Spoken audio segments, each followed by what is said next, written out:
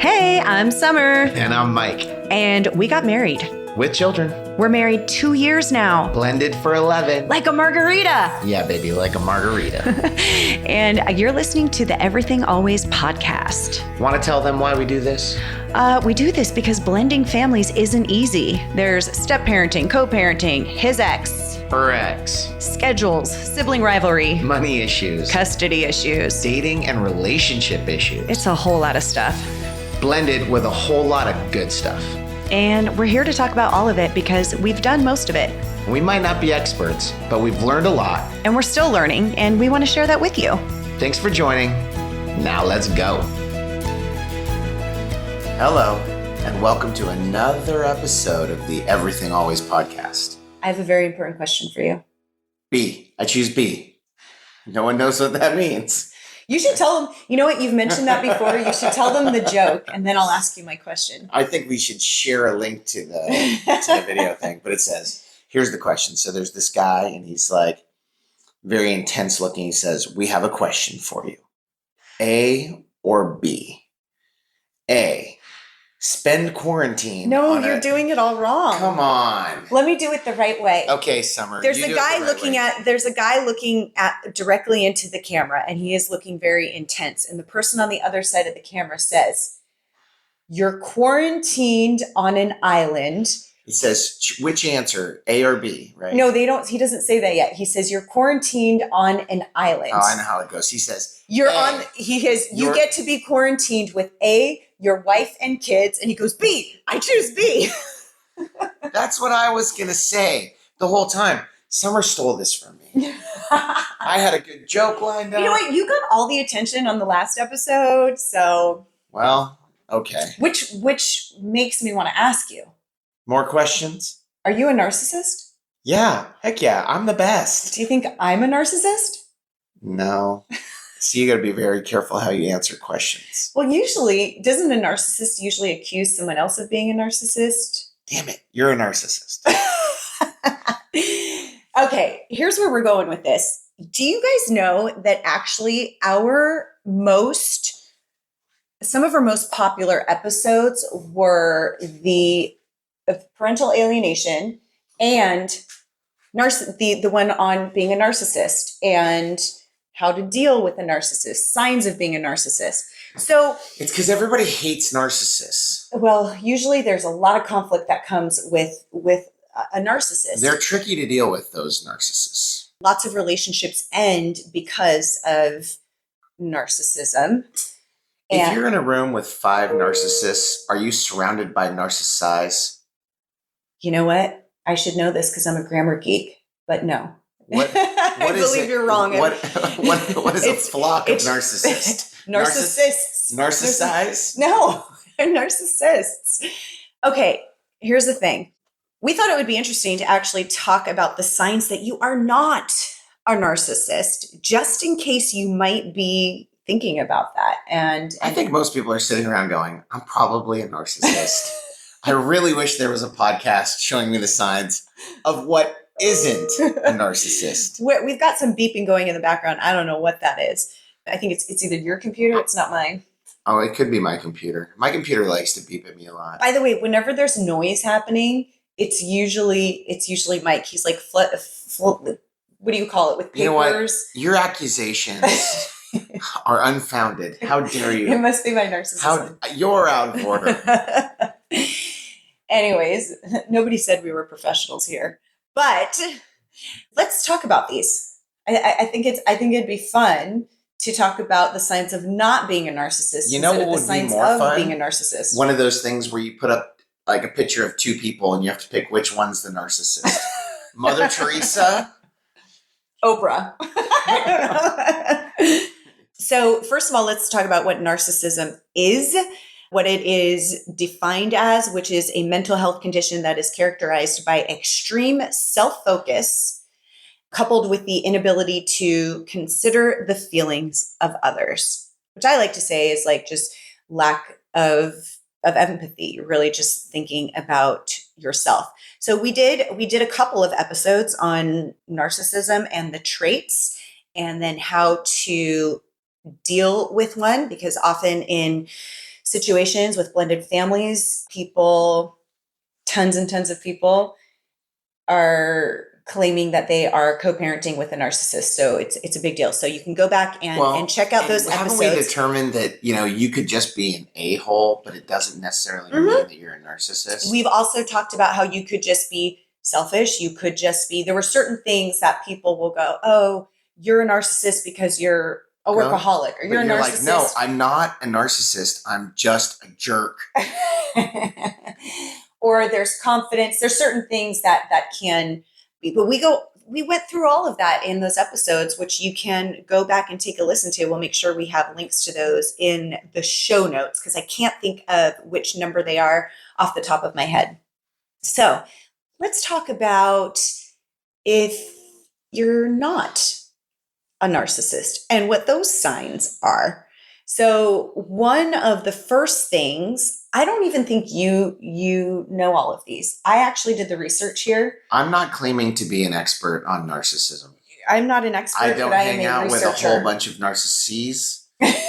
You're just going to keep making up words. All right, let's hear it. Maybe you do. So this is really like looking at yourself and you thinking, am I a narcissist? So one of the signs of not being a narcissist is that you want to learn what went wrong. So take the example of divorce or a breakup. Instead of just going, okay, that happened, it's the other person's fault, you actually think, okay, what went wrong in this relationship? What do I need to take responsibility for? How can I educate myself? So things like, I know this about you, which was one of the things that I loved when we first started dating, is that you actually had read books and listened to different people in terms of relationships. Like you brought up all these things, and I can't remember the names of all the books, but you had talked about things that you had learned. There was the love languages, the color code. The color code. I read Men Are From Mars, Women Are From Venus. Yeah. I actually read that as part of a project when I was at Pepperdine for one of my English classes. That was a read. So it wasn't like in college I was like, I need to read this relationship book. Right. Those are books you'd read, but you'd reflected back to those. You also did, which I thought was really cool. You're like, I go on these hikes, and then you have your circle and you look at the different areas in your life and like, how are you scoring in those areas, which is similar. I do that in Genius Network. If you don't know me, I really like Excel. Yes, he likes to. And pie charts. And pie charts. That's how, yeah. But I mean, I think I love that about you. And I love that in our conversations, there were things that, looking in past relationships, here's what here's what I could have done better. Here's what I learned. Here's what I've learned that I'm looking for in a woman. And I thought, I really love that you had that introspect. So anyways, one of the signs that you're not is actually educating yourself when things go wrong and asking, okay, how could I have done that differently? What will I do differently next time? Well, isn't life all about learning? We're all going to make mistakes. We're all going to do things wrong. The idea is to take that information, put it together, analyze what happened, and figure out how could you do it differently, and how can you use that bad thing that happened as something that will make you stronger and smarter moving forward. I studied all things on relationships, probably more than you did because I'm a woman. But I read all the things of She sounds a little bit like a narcissist right now when she says, I did it better than you did it. You're right. So far, 1 point for you, negative point for me. Hey guys, guess what? We have a new website where you can see all of our podcasts and get easy access to the show notes, everything we talk about on the episodes, and you can even listen to the podcast directly from the site. You can contact us through the site and share your thoughts and questions. Check it out at www.everythingalways.co. That's www.everythingalways.co. And you can also follow us on Facebook and Instagram at Everything Always Co. We just set it up and we'll be sure to put important announcements there. And we love that this podcast has been so helpful to so many, and our hope is to share it with even more. So can you help us? Will you take a moment now or after the episode to subscribe to the podcast, write a review, and share it? It would mean the world to us, and it helps us to keep bringing you the best content. Come on, we appreciate you guys. So what do you say, baby? Back to the episode? Back to the episode. Another thing is that you actually are sad about the end of that, and you struggle with wondering what you did wrong. So you actually have some, like, instead of going, it was all their fault. Oh, You know, that whole and taking responsibility of like, I couldn't possibly be wrong because I'm Mhm. so freaking you awesome. drove me to it. You know, that's I the one I hear a literally lot. wake up piss excellence. Yes. So, and that's just something that happens with ego anyways, but with narcissists, there's absolutely zero taking responsibility. There's no, like, you know what, I was wrong. I was wrong there. So think about that. I just say, think about that in terms of when you accuse somebody, you're a narcissist. Like, okay, both sides get angry, have both sides taken responsibility. So next, narcissists might be insecure at the core, but when they break up, when a relationship ends, they usually have this sense of almost like a fake happiness. And if you were the one that ended the relationship, they want payback. Mm-hmm. So are you somebody who is like, I'm going to get even with you. I want payback for you breaking up with me? That is more of a sign of a narcissist. Or are you like, I'm really sad and upset. What could I have done? What could I have done differently? Again, how would I learn from this? Other signs are of not being a narcissist is that you don't leave a trail of bad relationships behind. That's an interesting one. So narcissists tend to have bad relationships behind them, like lots of breakups, because they can't make the relationship work because it's all about them and not about the other person, and there's no empathy. Right. So if you're a narcissist, be careful. You probably are not going to have very many great relationships. But if you're somebody who doesn't have that trail, a long trail, then that's a sign that you're not. Again, or you're scared of change. This is like a whole combination of things for you to think about if you've been worrying about. Actually, I want to skip to that one because I think if you're a narcissist, you're not really worried about being a narcissist. No, So you're wrong. You're wrong. It actually, in the research that I did, it actually says the fact that you even have a concern that you might be a narcissist is a great sign that you're not. Because if you're automatically saying that you're not and you're accusing somebody else of, that's actually a narcissistic quality. The fact that you care enough to think, gosh, I hope I'm not. I hope I don't have the traits that actually hurts people and does that bad sounds things. like empathy, right there. That sounds like and empathy. Taking responsibility. I have thought that because when we did that first, she's just trying to say she's not. I'm pretty sure by the end of this podcast, we're going to prove that Summer is. I hope to hear in the comments whether or not you think Summer is, because so maybe we need to do a quiz. Summer a narcissist, yes or no? 100% yes, but based on the facts. So no, but that's it. That actually was a trait of actually considering, are you? And I remember when we did all of this, thinking about it, because a lot of them were in terms of like our work. Like, do you tend to our narcissists tend to succeed in these different areas? Narcissists tend to, and we were like, but then we did the whole difference of, okay, what's the difference of a person that's super driven and an actual narcissist? Because narcissists are super driven. Do you know what I mean? So I actually thought that was a great one. Like the fact that you even have a concern is a great sign that you're not, because yeah, you do. If you are worried that you might be hurting other people or that you have qualities that are just icky, that actually is a good sign that you have empathy. Okay, I'll take it. Will you take that? I will. Okay. So if you are somebody who is like, I need to get help, I need to see a counselor, I want a life coach, or I want to read really good books on, making myself better, working with a mentor or a therapist, something to help improve yourself is a good sign that you are not a narcissist. Because it means that you know that you aren't perfect. Yes. And that you want to move towards being perfect, which will help you evolve into becoming a narcissist. You would make a really great personal development coach. Oh my. And maybe the whole platform could be, Do you want to be a narcissist?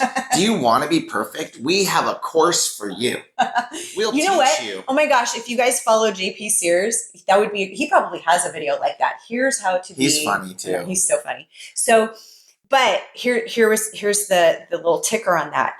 It's not that narcissists won't have somebody that helps them. However, they will only work with a therapist or someone that consistently validates them as soon as that mentor or coach or therapist starts pointing out where you actually could use some help and some improvement, they're usually out. They're usually like, yeah, I just don't connect with that person anymore. I don't like them. I don't this, because they're not elevating their status anymore. The so ego. I think I've got the name for it. Okay. An A-hole's guide to becoming a narcissist in 1 day or less. In 1 day or less. I mean, that's some good copywriting right there. And if you buy now, we'll also throw in a narcissist badge that you can wear on your shirt. My goodness. All right, I'll let that go. Okay, here's another sign that you are not a narcissist, is that you don't keep checking in on your ex to see how they're doing or worry about them. Another very interesting one. Is that a jealousy? Is that based on a jealousy? So yeah, so we all get curious, right? If you break up with somebody, you're always curious about, like, okay, at the beginning, what are they doing at the breakup? Are they dating somebody new? Like you might have that tendency to go, I'm gonna check up and see what they're doing.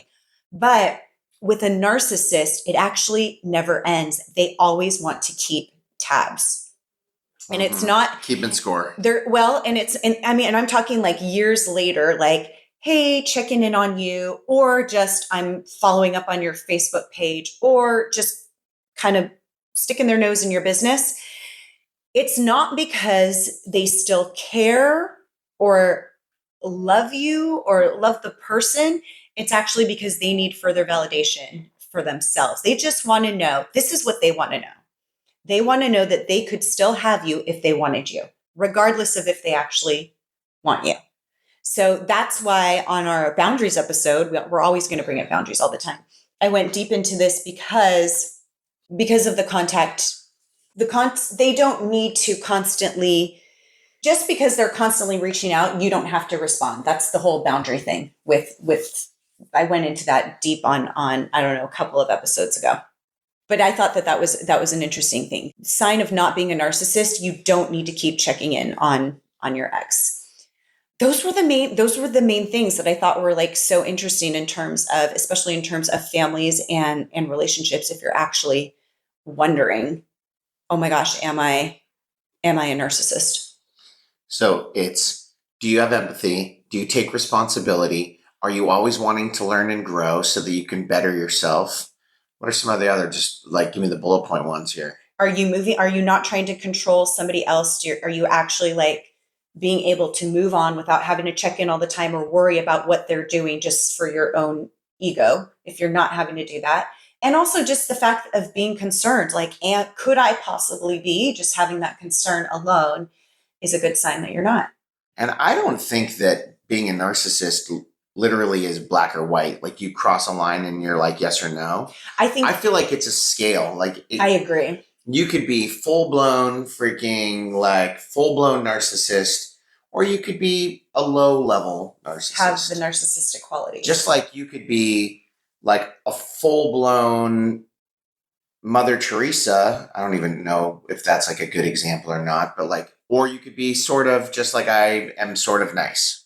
There's a lot of gray in the middle between the black and the white. Yeah. So try to be more, I'm not even going to say it. This is going to end up being mad. Just saying it's a sliding scale. So you can always be improving.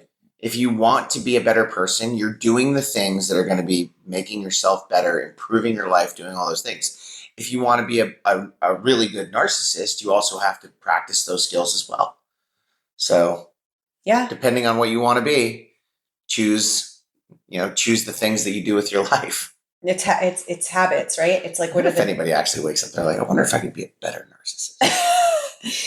No, because the narcissist doesn't think that they're a narcissist. Remember, they don't even know. The first rule of being a narcissist is I'm not a narcissist. Maybe. Yeah. I can't wait till your book comes out. Anyways, that was our short, fun-ish episode.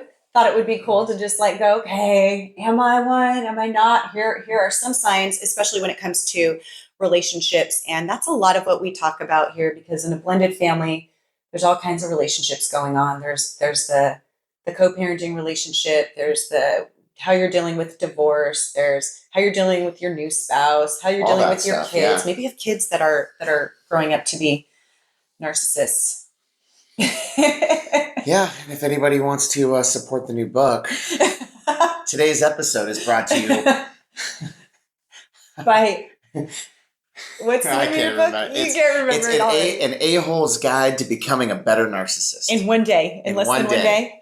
Wow. Anyway, you can find it on Amazon or any other. I'm just kidding. Anyway, this was fun. Don't forget to like, subscribe, tell your friends. The Everything Always podcast. We literally talk about everything. Always. Always. Thanks, guys. Thank you so much for listening to our podcast. Our goal is to bring you all kinds of value that will help you navigate these challenging waters of blending a family. Reach out to us if there's something specific you want to hear. And don't forget to like, rate, and subscribe to the podcast. And if you really like it, share it with someone you love. Ooh, and be bold enough to share it with someone you don't.